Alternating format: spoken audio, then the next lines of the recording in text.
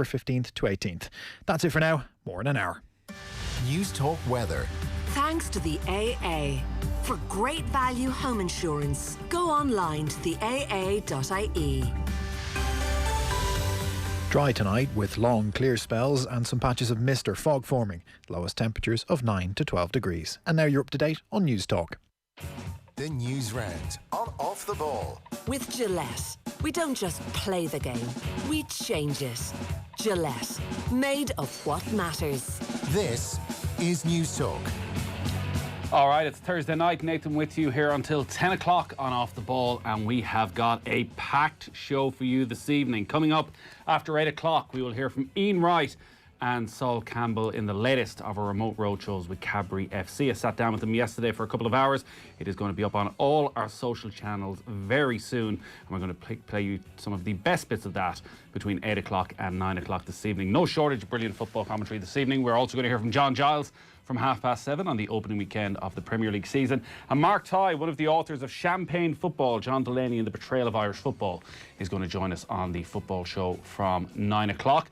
There's also live action at the moment. AC Milan, Zlatan Ibrahimovic are in town, and they've just kicked off against Shamrock Rovers, scoreless, 2.5 minutes gone at an empty Tallaght Stadium, but we'll be across to Stephen Doyle from there in just a moment.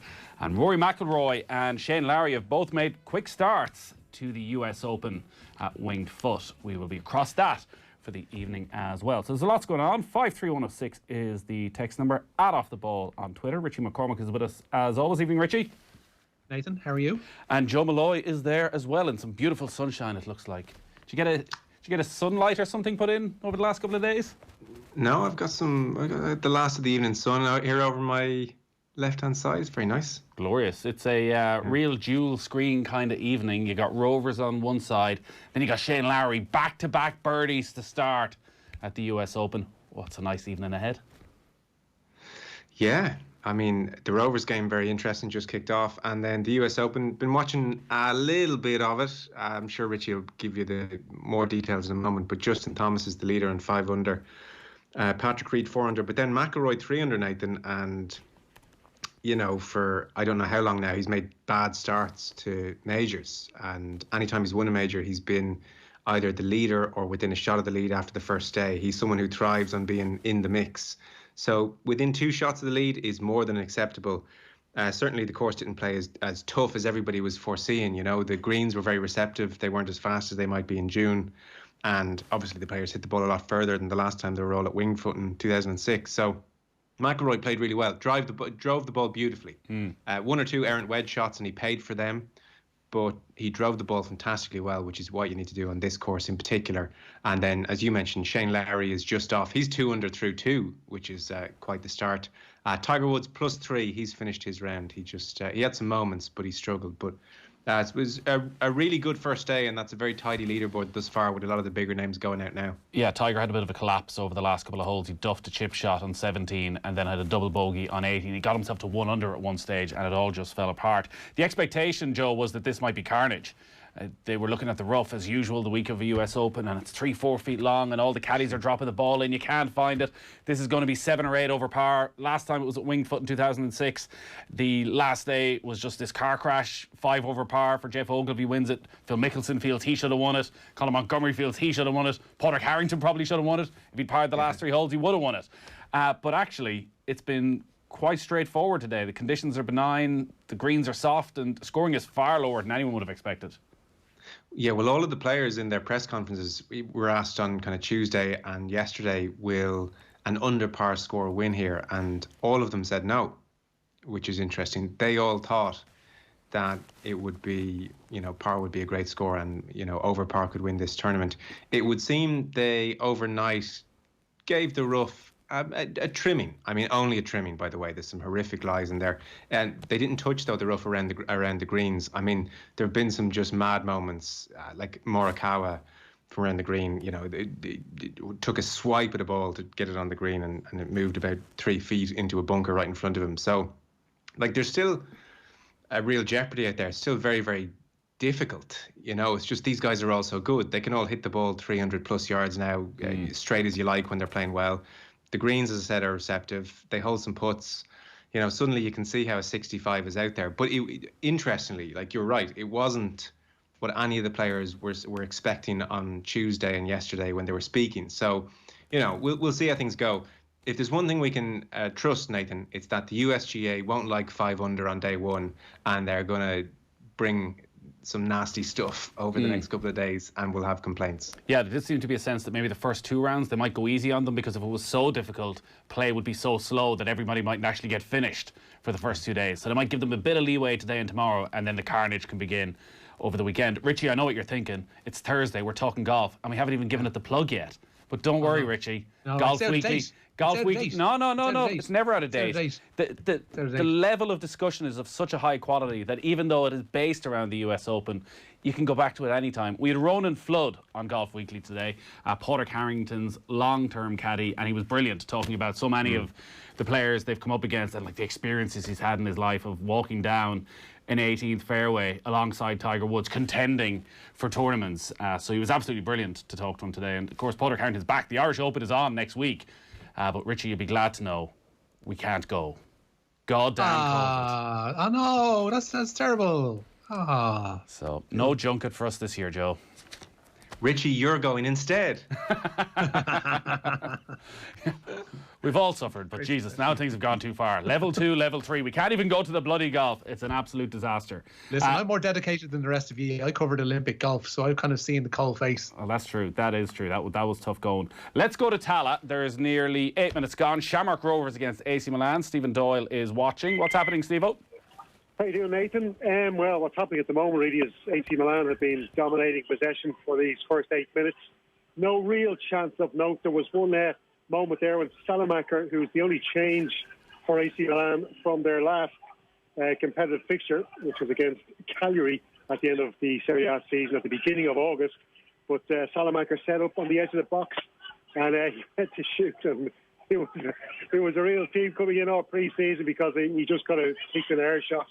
Looked pretty ridiculous, to be honest. And so that was just kind of bubbled off out of play, safety enough for Shamrock Rovers. But it's been a real siege on the Shamrock Rovers box. They, of course, have their last game was against Cork City at the weekend. They made 2 changes. Joey O'Brien is in for the suspended Liam Scales. No surprise there. And Neil Ferrugia is starting on the left wing instead of Danny Lafferty, who has been in really good form of late, and I thought he would start. He would be a real threat for Rovers down that left-hand side. But it is Ferrugia, and from an attacking point of view, Rovers haven't had a chance really to get out of their own half. It's been all AC Milan. There's a couple of nice moments from Zlatan Ibrahimovic. Lee Graystow handled him well there a couple of minutes ago, and he tried to get on the attack, managed to get the ball off, but then fired a pass back to Alan Manis, the Shamrock Rovers goalkeeper. He just managed to keep it in play, but then Grace got the ball back and had to put it out for a throw-in.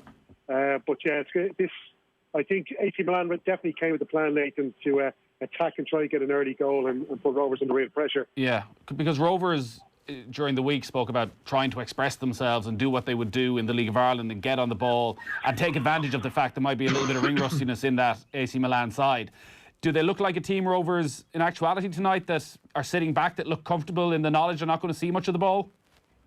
Yeah, well, look, I think Stephen Bradley did say that in fairness as well, that he had to understand, or that the players had to understand that, they're used to playing League of Ireland matches and being in control of possession for 60-70% of matches.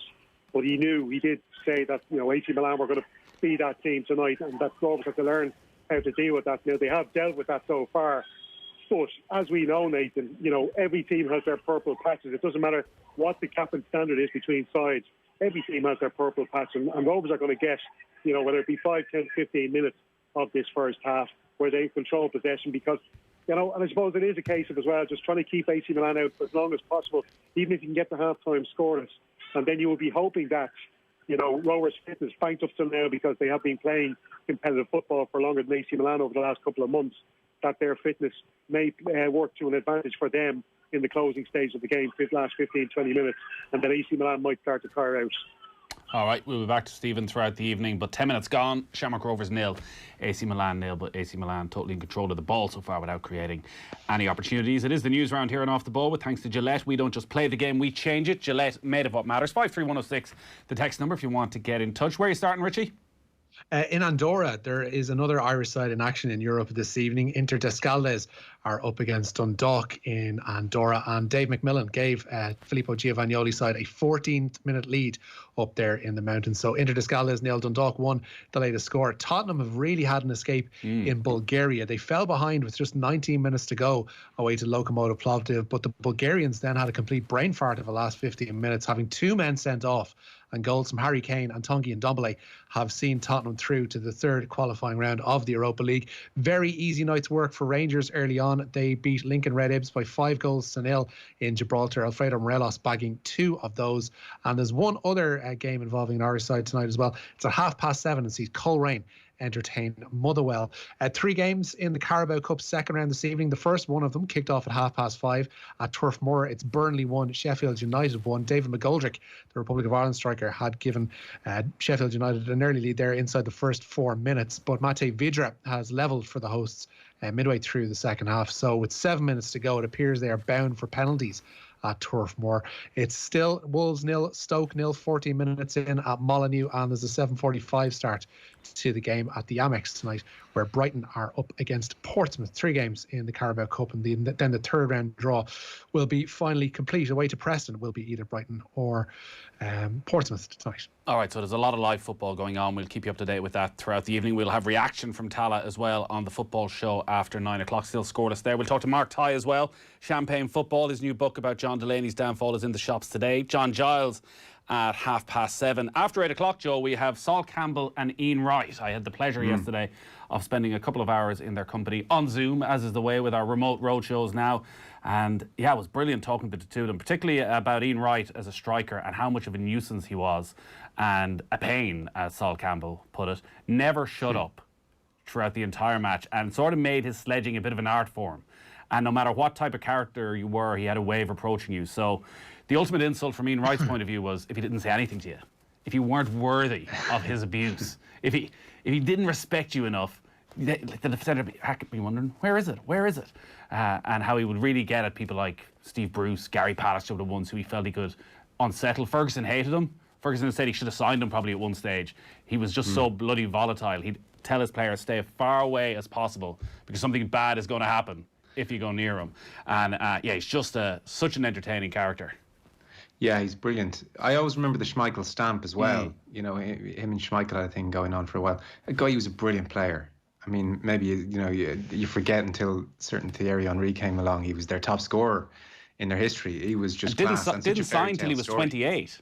It's a complete fairy tale story. I mean, his whole career is. I mean, I remember he was in a couple of years ago, and I hadn't realised he had got to a point where he it was either 1 or 2 children at the time, and he was working in a job he hated. I think he was on a building site, and he was offered yet another trial, and he declined the trial and kept declining the trial. The club came back, it was 3 times, and his boss kind of said to him, "Why do you keep turning down these trials?" And he said, "I've done so many trials.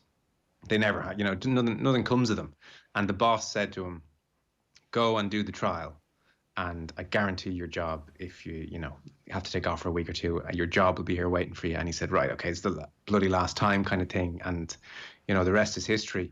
And I always think with Wright as well, it's interesting. He had a bit of a renaissance in a way as a pundit, by his own admission, he felt he was consigned a little bit to the role of jester, maybe because he had the personality to do it, and it's rare to have genuinely funny people on a panel, so why not make use of it? But he often felt that's what producers wanted from him. And he got to a point, I think he said it publicly, about the BBC, and didn't work with the BBC for a long time, but he said, I don't want, I actually know about the game. I want to talk about the game. I'll have the fun as well. And he still does, and it's a really welcome thing on a panel. But he went and reinvented himself, and he would talk about how he spent, a lot of time. He'd read Miguel Delaney, he'd read Henry Winter, he'd do his homework and really threw himself into it. And then, lo and behold, he's everywhere now, not least at the BBC. So, he's a really kind of thoughtful, multifaceted character. I mean, his Desert Island Discs. I hope he doesn't cry as much on this chat this evening. There were no tears. No tears. He's wonderfully open kind of person. So I'm looking forward to it. And him and Saul Campbell's an interesting mix. Yeah, because, they did play together for England. They never played together at Arsenal. Wright was gone 2-3 years, but Campbell's very good on Wright as the striker he faced in North London derbies. And in fact, in his first North London derby, Wright scores a winner 3 minutes from time, where Saul Campbell is marking the post, and Wright just swings off at the right moment and gets the header in and wins it. So that's coming up between 8 o'clock and 9 o'clock. We'll have the best bits, and then you can watch the full thing tomorrow. It's going to be on all our social channels from 10:45. Gary has texted in, the US Open is a perfect tournament for golf Grinch Richie. The sound of golfers being tortured should be sweet music to him. No golf tournament is beautiful for Richie. Them just not being on my telly. Them just not being on my telly would be class. But, you know, can't have it all. Oh, God. Shamrock Rovers have just had the best chance of the game. Very unlucky not to go in front against AC Milan. Jack Byrne playing a ball through the AC Milan defence. I think it was to Aaron Green, who shot from the left-hand side and full stretch. The goalkeeper managed to save for AC Milan. But in the last few minutes, Shamrock Rovers starting to see a little bit more of the ball, but it remains scoreless, 16 and a half minutes gone. How'd Sam Bennett get on today, Richie? He did pretty well. Should just mention in the Pyrenees, just gone half-time, Dundalk leading Inter Descaldes by a goal to nil. Sam Bennett, a great day for him today. He now holds a 52-point lead in the green jersey with just 3 stages remaining of this year's Tour de France. The Caricon Sure Rider won today's intermediate sprint at M with Matteo Trentin second and Peter Sagan third. The stage itself was won by Michal Kwiatkowski, ending a poor run for Team Ineos. And Primož Roglic retained his 57-second lead in the yellow jersey over Tadej Pogačar. Richie, sorry to put you on the spot. Is a 52-point lead close to unassailable, or is it nothing? It can be drawn back in. Like for instance, like there's 20 points essentially if you win one of these sprints. If Bennett is to have a mare somewhere along the line tomorrow and be nowhere for that first intermediate sprint, then you can see his lead haul back in, and very much so. Then I think tomorrow is heading towards a sprint finish as well. Tomorrow they're heading back onto kind of flat surfaces, so he can be hauled in, and there are points at stake on the final stage around Champs-Elysees as well. So it's not unassailable yet. If he gets through tomorrow, we could start talking about it in that regard. But it's a very, very good lead to have with 3 stages remaining in the Tour de France. We've got an individual time trial on Saturday, then that ceremonial stage pretty much at the end where it's left to the sprinters. And Primož Roglic or whomever can enjoy their champagne early on in that stage. But if he gets through tomorrow, Bennett, and if he picks up another couple of points, I think we can be talking about unassailable. Yeah, well, we're keeping an eye on over the weekend. So the latest in the golf, Richie, you have the leaderboard. One of the great things about this as well, compared to the USPGA last month, is it's on the East Coast. So it's all going to be done by about 11, half 11 tonight. All the good stuff will be right there, 10 o'clock tonight. Sit down, relax. Sunday evening, you can get to bed at a reasonable time. Praise the Lord for that. Yeah, 99 days to Christmas, and they're able to finish up early because it's getting dark. But Rory McIlroy, as you mentioned, in the clubhouse on 3 under par. Really good day for him today. An opening round 67. Not so good for Graham McDowell, 76. He's in the clubhouse on 6 over par. That bright start that you mentioned by Shane Lowry has been softened a little bit. He opened with back-to-back birdies. He's now put together back-to-back bogeys and is back to level par through his first 4 holes. James Sugru, 2 over par, the amateur, through his first 5 today. The clubhouse lead at Wingfoot held by Justin Thomas, a 65 for him today. He's 5 under par, 1 clear of Patrick Reed, who was helped in no end by a hole in 1 at the 7th today. Patrick Reed didn't know the difference is the joke, because nobody applauded, but nobody would applaud it, even though there was fans there. Golf jokes are great. Did you see the reaction to his hole in 1? No. So he's playing with Jordan Spieth, and there's obviously serious beef there. I mean, like, it was very muted. Oh, really? So did Spieth give him the high five? No, not even. No, I mean, there's a degree of COVID, I'm sure, but we've seen hole in 1 since, and it's a bit more celebratory. Like it was just quiet, and like to the point that nobody ran over to Reed, so he just kind of gave a doff of his cap, like a thing, and walked back, and eventually there was kind of a fist bump. Oh, reach over to Jordan, fist bump, but like not much eye contact. So it was as hole in 1s go, it was pretty joyless. Were you feeling sorry for him? Yeah. I mean, he for many reasons, probably even reasons I'm not aware of, he has made his own bed and he has to lie in it. But I'm always uncomfortable when I see someone publicly almost shunned like that. It's awkward for him. It's not nice, but I got over it. We're short on time, so we can't really get into this. We'll have to come back to it. But Dave has texted in with his top 5 sledgers in sport, which we must do as a topic some night. Could get controversial. We'll probably pre-record it. Aussie cricketers. Well, the first one is an Aussie cricketer, Shane Warne, Boston Celtics Larry Bird, Muhammad Ali, Brian Clough, and controversially Brooks Koepka. No. See, I would have Brooks is just in the gone top with like 20. that Aussie cricket team of like the late 70s and early 80s, your Greg Chappells and so on, because they were utter bastards to their opponents, and it was great crack watching them. But yeah, it's a decent list. You're not having Koepka, Joe? I think Brian McMenamin deserves a slot in there ahead of Koepka, to say the least. Absolutely. Like Koepka's isn't really sledging. Like if, say, for example, in golf, Patrick Reed and Jordan Spieth, who, as you say, there is beef there, are walking down the fairway, and as Reed is walking down to pick up his ball, goes, geez, see the way I'm still in contention, your game's gone to crap there, Jordan. There was a little bit of actual live interaction, but sort of calling someone out in a press conference, that's not really sledging. No, it's golf sledging. It's got to be in-game. Wright says the Keane would respond with a bit of back and forth when they were playing each other. That doesn't shock me. I was watching last night. I put this up on Twitter. I was watching. Oh yeah, another exciting night in the Murphy household. Watching Liverpool Nottingham Forest, which I still remember watching at the time because it was the first live game on Sky Sports, and I only watched about 10 minutes of it, and dear God, it was brilliant. Roy Keane nails Ronnie Whelan with an atrocious tackle right up on the knee. Gets a yellow card for that. A minute later, sliding tackle on Mark Walters down the side. Takes him out of it, definite yellow card, gets away with it. And then randomly, Stuart Pearce gets annoyed about something with Steve Nicol and literally tries to kick him up the hole, Bishop Brennan style, and misses right in front of the referee. And what happens? Just a quick word with Stuart Pearce. Off he goes. It was a brilliant game, as Zlatan has just scored. Zlatan Ibrahimovic has just scored for AC Milan against Shamrock Rovers. Midway through the first half, Rovers had done quite well. As I mentioned, Aaron Green had a really good chance for them that was saved by the Milan goalkeeper. But Zlatan, who was the big attraction, all the paparazzi were around for the last couple of days. Rovers didn't clear the ball particularly well. And Zlatan, quick 1-2 in the edge of the area, brings it in, cutting in from the left-hand side, and just plays it low down to the left-hand angle of the goal, past Alan Manis, and AC Milan lead Shamrock Rovers by a 1-0. So we'll be across to Stephen Doyle for that throughout the evening. We are done for time, lads. Richie, thank you. Cheers, lads. Joe, thank you as always. Enjoy the golf this evening. Thanks. Evening, gents. Take care.